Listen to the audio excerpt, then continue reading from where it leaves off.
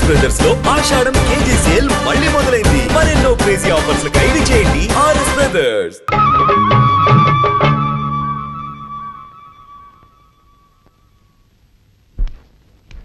జానకి జానకి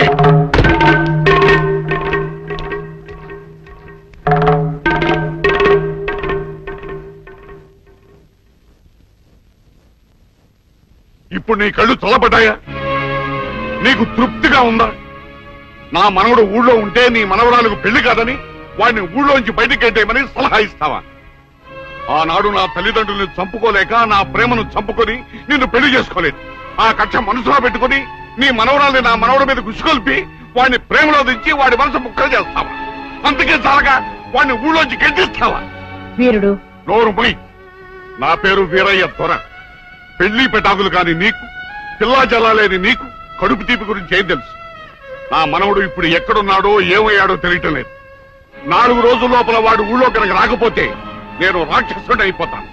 ఈ అవమానం భరించలేక వాడేదైనా అఘాయిత్యానికి పాలు పెడితే అందుకు కారణమైన ఏ ఒక్కరూ ప్రాణాలతో ఉండరు. జాగ్రత్త.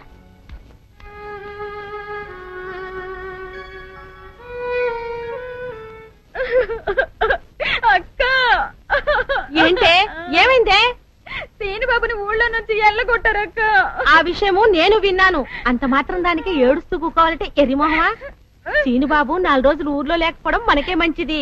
ఊర్లో ఉన్నాడనుకో లటుక్కున ఏదో ఒక రోజు జానకమ్మ మనవరాలి మెళ్ళో తాళి కట్టేస్తాడు. ఇప్పుడు అసలు భయమే లేదు. ఒకవేళ 4 రోజుల తర్వాత తిరిగి రాకపోతే ఉలిపై పొట్టేం కాదు.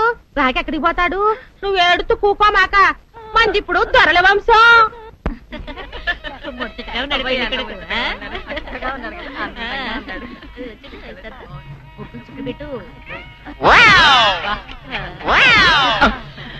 ఇదేమిటి?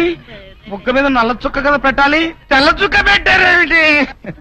నల్ల బొట్టు పెడితే నీ రంగులో రంగు కలిసిపోద్ది. నువ్వు పొగ్గుకుంటావు కదా, అందుకే నేనే తెల్ల చుక్క పెట్టమన్నా. డాడీ, అందరికి కాఫీ టిఫిన్ అవి అందేలేదు చూడు. అదేమిట్రా, కళ్యాణ మండపం ఇంకా రెడీ కాలేదు? ఇటీ తీసుకోండి.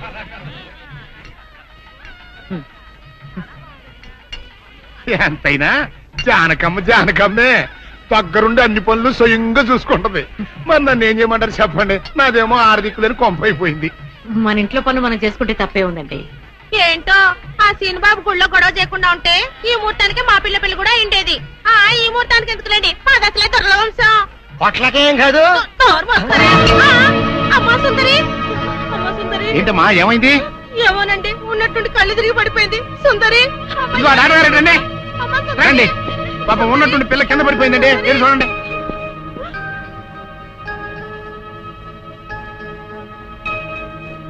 మీరేం కంగారు పడాల్సిన అవసరం లేదమ్మా. అమ్మాయి నెల తప్పింది. నెల తప్పడం ఏమిటండి? మీరేదో పొరపాటు పడి ఉంటారు. సరిగా చూడండి. పొరపాటు ఏం లేదమ్మా, అమ్మాయి గర్భవతి, 3వ నెల. అదెట్ట కుదురుతుంది డాక్టర్ గారు? ఆ సీనుగాడు పాప ఈ పిల్లని బలత్కారం చేసి 4 రోజులు కూడా కాలేదు, అప్పుడే 3వ నెల అట్ట వస్తే? అది డాక్టర్ గారిని అడగాల్సిన ప్రశ్న కాదండి, అమ్మాయిని అడగాల్సిన ప్రశ్న. ఏమే సుకుమారి, ఏంటిదంతా? నాకేం తెలీదు. తెలీదు. మీరెవరు నాకు కందులు పెట్టినట్టే నేను మీకు రహస్యం చెప్తా. సుందరి కడుపులో ఉన్న బిడ్డకు తండ్రి నేనే. ఏంట్రా నువ్వు చెప్పేది? ఆపండి, ఇదంతా అబద్ధం. వీళ్ళు చెప్పేదంతా పచ్చి అబద్ధం. నాకెవరితోనూ సంబంధం లేదు. నేను కన్న పిల్లనే. ఊరుకోవే. ఆ వేరే గారు మనోడు నిన్ను బలాత్కారం చేసిన తర్వాత కూడా నువ్వు కన్నెపిల్లవు ఎలా అవుతావు?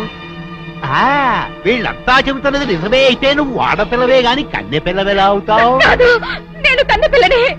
నన్ను సీనుబాబు పాడు చేయలేదు. ఏంటి? సీనుబాబు నిన్ను పాడు చేయలేదా? మరి అతనే నిన్ను బలాత్కారం చేశారని అయ్యాల పంచాయతీలో ఎందుకు అబద్ధం చెప్పావు?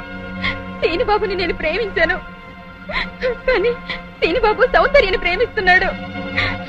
సీనుబాబు నాకు కాకుండా పోయాడు అనుకున్న బాధతో నేను చచ్చిపోబోతే, సీనుబాబు నీకు దక్కాలంటే నేను చెప్పినట్టు నాటకం ఆడమంది మా అక్క. అంతేగాని నేను చెడిపోయిన దాన్ని కాదు. సీనుబాబు నన్ను పాడు చేయలేదు.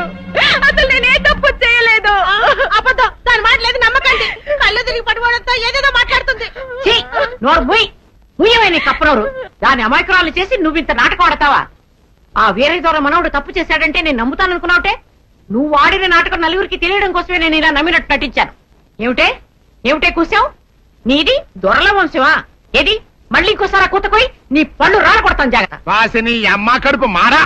నువ్వు చెప్పిన మాటలన్నీ నిజమని నమ్మి బంగారు లాంటి కుర్రోణ్ణి అనరాని మాటలన్నీ అన్నాను కదంటే, మచ్చలేని నా పంచాయతీ ప్రెసిడెంట్ పోస్ట్ లో తప్పుడు తీర్మానం చేశాను కదంటే, అయితే ఇప్పుడు అందరి ముందు సరైన తీర్మానం చెబుతున్నాను.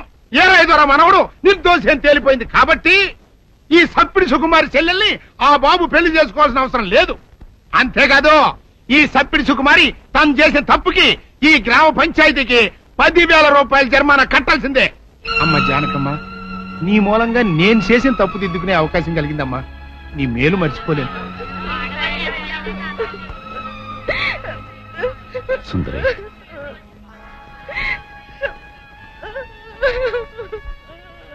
నిజమేంటో అందరికీ తెలిసిపోయింది. ఇంకా ఎందుకు బాధపడతావు? ఊరుకో.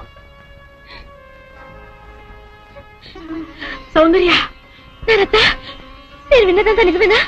అవునమ్మా, అది చెబుదామని వచ్చాను.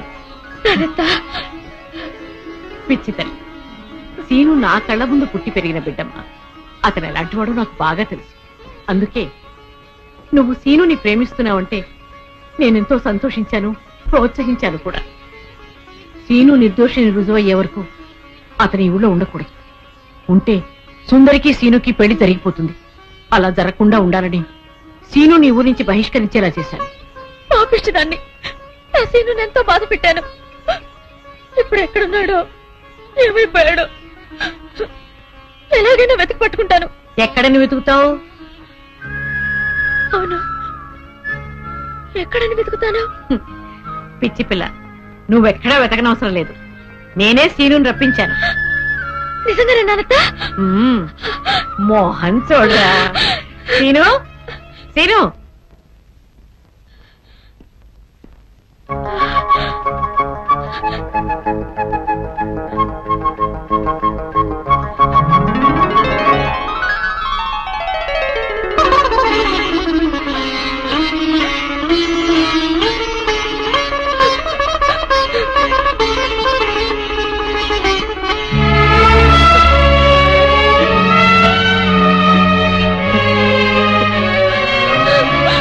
సుందర్య,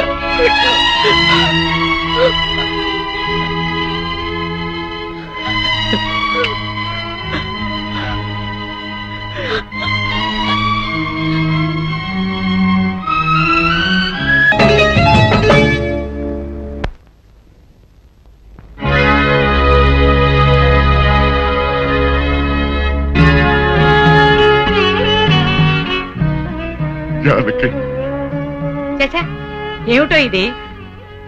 ఊరంతా వెలివేసిన నా మనవణ్ణి నువ్వు ఒక్కదానివి వెనకేసుకొచ్చావని తెలియక నేను నానా మాట్లాడినాను, నన్ను క్షమించు అంటావు, అంతే కదా? నిన్నిప్పుడేమిటి 40 సంవత్సరాల క్రితమే క్షమించాను. వీరుడు, ఆ రోజు నేను పంచాయతీలో అలా ఎందుకు మాట్లాడానో చెప్పాలని నీ తోటకొచ్చాను. నువ్వు నా మొహం కూడా చూడకుండా వెళ్ళిపోయావు. సరేలే, ఇప్పుడు అవని ఎందుకని పెద్దిరాజుతో చెప్పి ముందు ఆ పెళ్లి ఆపాలి. అదే ముహూర్తానికి సీను సౌందర్యాల పెళ్లి జరిపించాలి.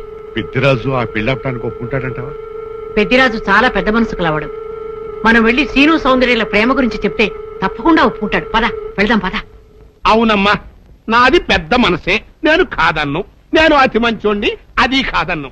అట్టా అని చెప్పి నా కొడుకు పెళ్లి పేట్ల మీదే ఆపు చేసేంత పెద్ద మనసు నాకు లేదమ్మా. ఇంకా పెద్ద మనిషి అనిపించుకోవడం కోసం నా కొడుకు బతుకు బజారు పాలు చేసేంత చిన్న మనిషిని కూడా కాదు. ఇంకా మీరు వెళ్ళండి. అది కాదు పెద్దిరాజు, నా మనవరాలు వీరయ్యదుల మనవుడు ప్రేమించుకున్నారు. మరి ఆయన మనవాడిని ప్రేమించిన పిల్ల అయితే నా కొడుకుని పెళ్లి చేసుకోవడానికి అట్ట ఒప్పుకుందండి. అందరితో పాటు నా మనవరాలు కూడా సీనును అపార్థం చేసుకుంది. తన ప్రేమ విఫలమైందన్న ఉక్రోషంతోనే మీ అబ్బాయితో పెళ్లి కొప్పుకుంది. సీను నిరపరాధిని నిరూపించడం కోసమే నేను కూడా ఇంతవరకు ఆగవలసి వచ్చింది. అంటే మీ పిల్లల ప్రేమ కోసం నా బతుకుని భాగంగా పెడతారన్నమాట. ఏమా, పిల్లని అడిగాం, మీరు సరేనన్నారు, శుభలాకి అత్యించాం. ఇప్పుడు వాళ్ళందరూ పెళ్లికి వచ్చారు. ఇప్పుడు పెళ్లి ఆపు చేయమంటే నా పరువు ఏమొద్దో ఒక్కసారి ఆలోచించవా? నిజమే పెద్దరాజు, ఆ మాట నిజమే. కానీ ఈ పెళ్లి జరగకపోతే ఆ పసిపిల్లలిద్దరూ బతకరు. ఈ పెళ్లి జరగకపోతే నా కొడుకు బతకడండి. అవును, నేను దక్కను కాక దక్కను, ముందు నేనే చచ్చిపోతా.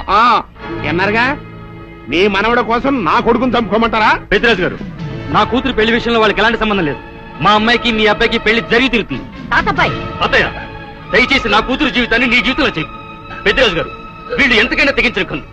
అందుకే పెళ్లి తర్వాత చేసే అప్పగింతల కార్యక్రమం ఇప్పుడే చేస్తున్నాను. నా కూతురు మీకు అప్పచెప్తున్నాను. నేను ఈ పెళ్లి చేసుకోను. ఆ మొక్క చెప్పాల్సింది ఇప్పుడు కాదు కోళ్ళ. అమ్మయ్య, అమ్మాయి లోపల తీసుకెళ్లి అలంకారం చేయించు. ఎల్లో చూసారుగా, పెళ్లి కూతురు తండ్రి కూడా పెళ్లికి ఒప్పుకున్నాడు. మంచి మనసుంటే ఉండి 2 అత్యంతలు వేసేయాలండి, లేకపోతే దయచేయండి. చేద్దామంట. సౌందర్యని పెద్దరాజు ఇంటి నుంచి బయటికి తీసుకొస్తాం. ఎవరు వస్తారో చూస్తాం. అంటే నువ్వెక్కడ దొరికావయ్యా? సీక్రెట్ గా ప్లాన్ చేస్తుంటే ఊరంతా వినిపించేట అరుస్తా. దానికి నువ్వు ఎందుకురా మావా? మేమున్నాం. పదండ్రా.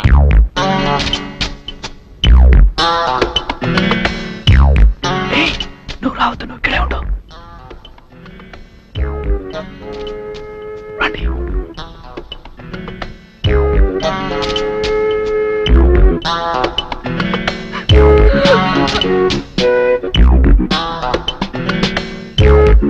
ఆ